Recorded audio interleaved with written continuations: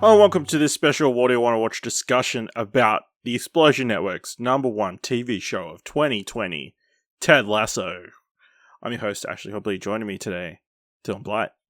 Happy to be here and deliver Lasso special.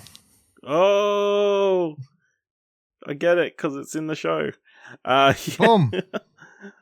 Yes, we're talking about Ted Lasso, the TV series on Apple TV+, developed by Bill Lawrence, Jason Sudeikis, Brendan Hunt, Joe Kelly, starring Jake and Sudeikis, Hannah Waddingham, Jeremy Swift, Phil Dunster, Brett Goldstein, Brendan Hunt, Dick Mohammed, and Juno Temple. American college football coach Ted Lasso is recruited to coach an English Premier League football team, AFC of Richmond, despite having no experience in association football. So this, I feel like, has been the sleeper hit of the year. It obviously came, first episode debuted 14th of August, and I feel like there was a slow build over the coming weeks. I think the first 3 episodes released at the same time, then it was week by week, and by the time I feel like episode 6 or 7 was out, I'd heard enough buzz around the show that I had to check it out. I had to buy a freaking Apple TV subscription, check it out, and it was worth all of that $5, whatever it was a month, to check it out. I've watched this show regularly since. Like, I've replayed it multiple times. I don't know if I've tracked it every time. Probably haven't, but I just love this show to bits. If you listening to this before listening to this week's What Do You Want to Watch full episode, spoilers, it's my #1 show of 2020, which helped it become the #1 Explosion Network show of 2020. But yeah, Dylan, what were your feelings on Ted Lasso? Because you came to it a bit later than I did. So I thought the first episode was good, but I definitely feel like the rest of the show is what you have to keep watching to really find out why this show is so special. Because the first episode, you kind of just get introduced to this character of Ted Lasso, and it kind of feels like it is going to be a one note thing. Like, if you're only watching the first episode, it feels like the show's trick is going to be, oh yeah, like he's a guy and he doesn't get offended or upset by anything. Like, everything's just breezy and it's just never going to be. But like, it feels like that. I guess if I was to only ever watch the first episode, my one criticism coming off that episode would be, this is going to grow old fast, just having a character that doesn't actually react to anything appropriately. But of course, as you keep watching the show, you get to know that he's not just a one-trick pony without like feelings. He's actually someone who does have a lot of feelings. I mean, the show even has one episode that deals with Ted Lasso having a panic attack. So, like, which to say, if you only watched the first episode, you were like, wow, didn't think the show would end up going there. And I guess that the same could be said for a lot of the other characters in that opening episode. You know, like Hannah Waddingham's character, Becker, of course. You're like, okay, yeah, the evil bitch who's trying to fucking get one back on her husband. Like, that seems like the perfect way to describe her character during that first episode. Yeah. But then, of course, as the show progresses, you begin to like her as well, and you understand that she's not just the evil bitch stereotype that the first episode is throwing in for her to be. And then even on the actual team yourself, you've got Jamie, who of course is the obnoxious, slightly dumb, good-looking guy who's really good at the game, got the hot girlfriend. He's going to be an arsehole throughout the entire show's run, and he's never going to, by the end of the show, his comeuppance will be like he gets fired, or and he never learns his lesson, or maybe he learns his lesson, but right at the end of the show. But as the show progresses, he's not just that. That's not just him. He gets still a bit of a dick as well. He's still a bit of a dick because that's kind of his character. But they don't wait the entire show for him to start learning his lessons. Not to say he's learnt them all by the end of the season, but he starts learning some of them throughout the show. And then you've got Roy Kent, who's kind of the antithesis to him, I guess. Yeah. Like he's supposed to be he's the captain of the team. He's the rough dude who has a chip on his shoulder the size of a log. And even he seems like, that's going to be his one trick thing. He's just going to be the really angry captain of the team who can't get everyone to work together, who thinks that, whatever else everyone should be working.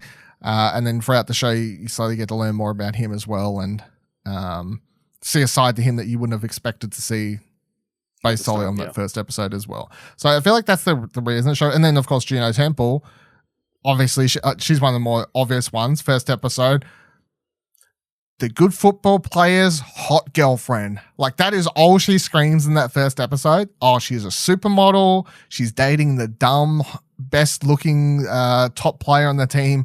Like, again, seems to just be striking all of the one-trick pony stereotypical character notes. But then even by episode 2 or 3 or whatever, you're like, okay, so no, she's really smart. She doesn't take shit. She doesn't take shit from people. Like, all of the character. My point being, I think the reason the show is so special is because it like kind of introduces stereotypes and then very quickly pivots away from them. Yeah, that's definitely a key factor. I feel like obviously it builds at least the core cast. I mean, some of the players don't necessarily get in depth, like not all of them, but I mean, we're getting more than one season, so yeah. So hopefully we'll get into more of that. But yeah, and Nate as well. I feel like his growth over the season, from the shy kit boy to Coach Nate, that was a good progression. Yeah. That I guess scene where he has to lead his ladder. This is also going to be spoilers, but I feel like not going to spoilers. I feel like, yeah, I really enjoyed it. I feel like Rebecca is such an important character. Obviously, her interaction with Ted and her at the start sort of reluctantly putting up with Ted and his incredible optimism and his biscuits, love of words and biscuits. Oh, it turns out at the end of that episode he was been baking the biscuits. That's why she could find them anywhere. You learn that like what, the penultimate or like last or something like that. Yeah.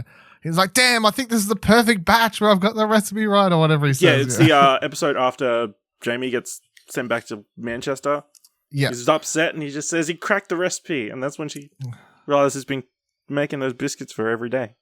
That's why what's his face couldn't find them in any of the shops. Yeah. What's his name? Higgins. Leslie Higgins.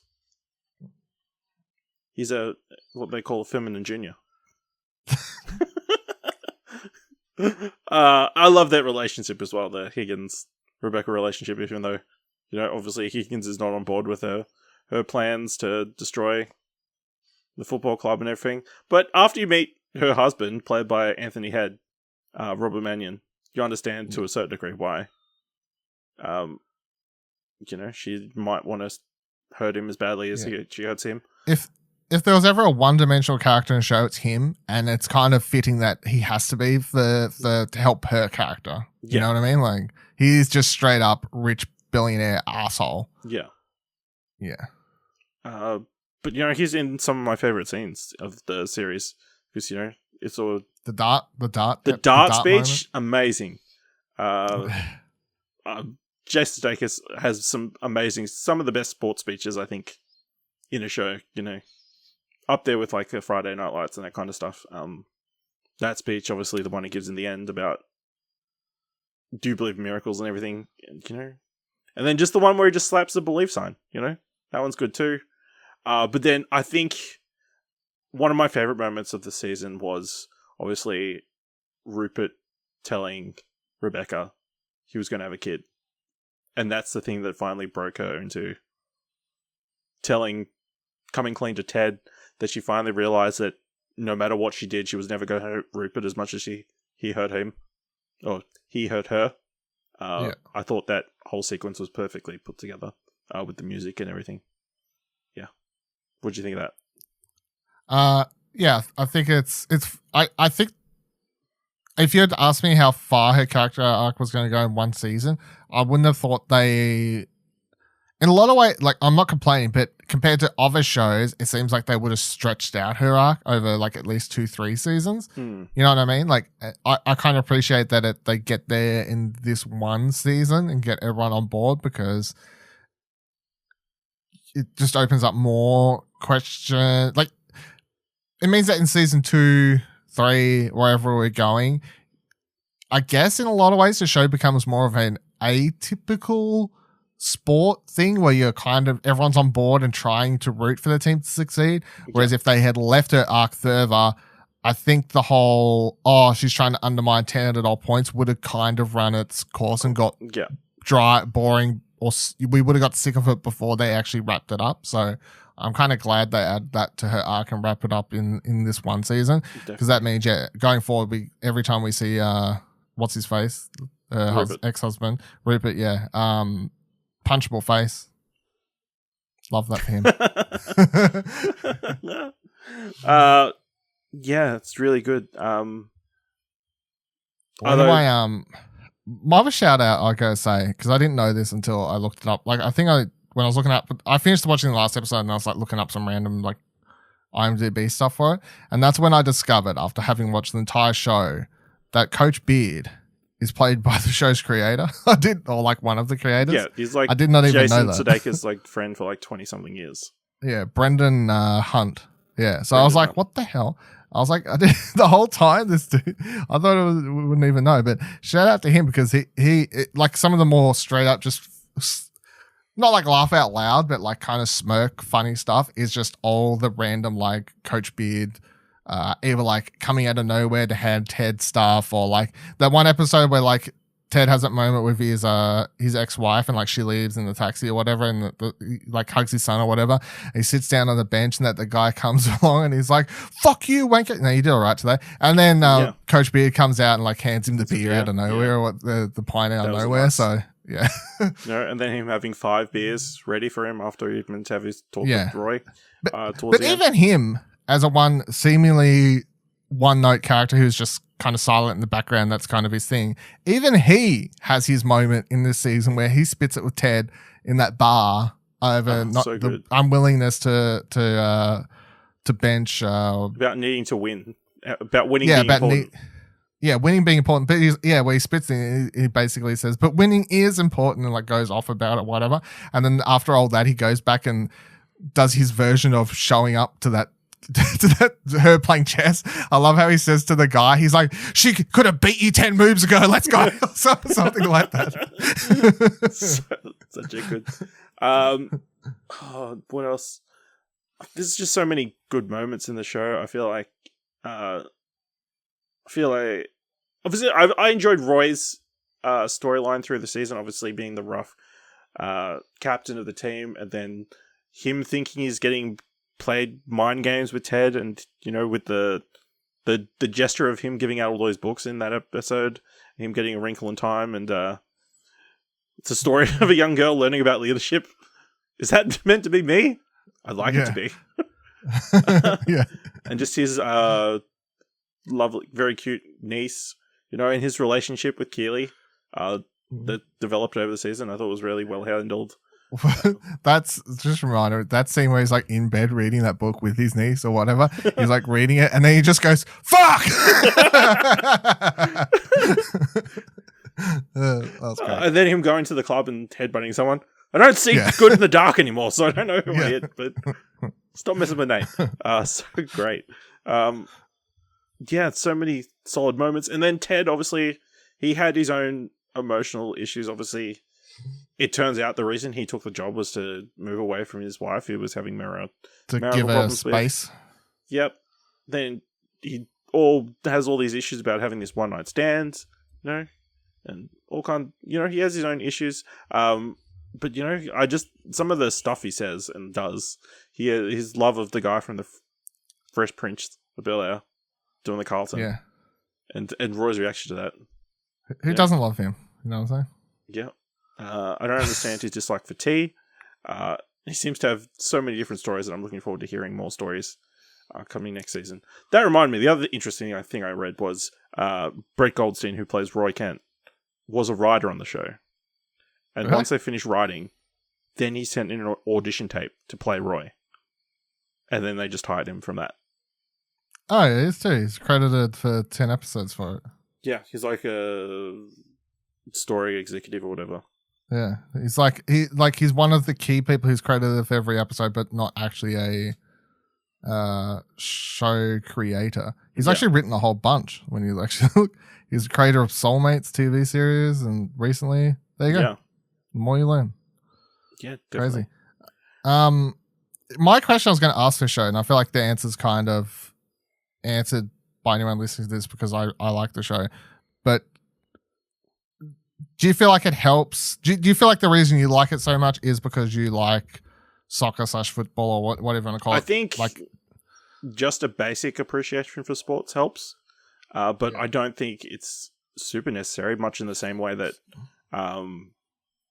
you didn't need to love football if you liked Friday Night Lights or or because I was any number wondering of sports films. Yeah, because I was wondering for this one because I that was what I played in like all throughout, like outside of school, throughout high school. I played for a soccer team up until I was like nearly 17 or whatever it was. So like I have like my teenage years of. So this show works for me because I know the rules of soccer. Yeah. You know what offside is. Yeah. Yeah, I know. I could actually explain what offside is if someone gave me a draw board and like to explain it to them. So like maybe that's why I was wondering if that's a reason like why this show clicks a little bit more for me because I like it's a sport that one of the sports that I actually did like at one stage of my life. I mean, it could too. I feel like obviously the football is very secondary. Obviously. It's very kind of unrealistic that a Premier League team would be run this way, where two random people show up and completely run everything. Normally, there's a bunch of other coaches, and you would see physios and that kind of stuff. But yeah, I don't care. I just enjoy every bit of it, and it's going to be even better next season. I would love the world that they've kind of set up with all the dog park and the greyhounds and everything. I think it works very well. And then I really underappreciated the three guys at the pub who are constantly mocking Ted all season. And that one guy who is failing to mock Ted. He's like, it's pretty cool that their Premier League coach knows their names. Yeah. It's so enjoyable over the season. And then I enjoyed when they're trying to fix the curse. Obviously, that's like a thing that they've done several times, but you know, they bring up the joke about Martin Scorsese's curse being broken. And then we're disagreeing on which film was his best. It's Goodfellas. Yeah, that's funny. The other thing I find funny about the show is at times you'd think it was like a PG sitcom, and then all of a sudden now someone will be like, "Fuck you, Waker," or like something like that. And I'm like, I guess it looks like it's a PG sitcom, could be on NBC or whatever. But I guess the benefit of Apple being on an Apple streaming service or like a Netflix equivalent, what have you, is they get to make it look like a normal sitcom while having the ability to add in swear words or like it's potentially touchy subjects. If you went to an actual game, they would be swearing. So might as well. Yeah. How can you not be moved by he's here? Roy Kent. He's here. He's there. He's every fucking where Roy Kent. Yeah. I mean, what a champ. Yeah. It's like, in a lot of ways, this show wouldn't have worked if it had to be PG without the swearing. Plus, maybe even some of the subject material they touched on would have been too much for, like... Maybe, like, the jokes about her niece finding a vibrator. Yeah, like, just little stuff like that. You know what I mean? Like, they just get in, making his penis feel like it's got a curve in it. Which I thought was a fun scene, the whole press conference. Very cute. Is there anything else you wanted to talk about? I feel like I was gonna say money of. Can I say I love the Nate getting promoted scene? Great. In the last episode. Well, they think he's gonna be fired. Got fired. Yeah. He's like, you bloody fired me. Which? Bloody fired me. And then the classic joke. This whistle.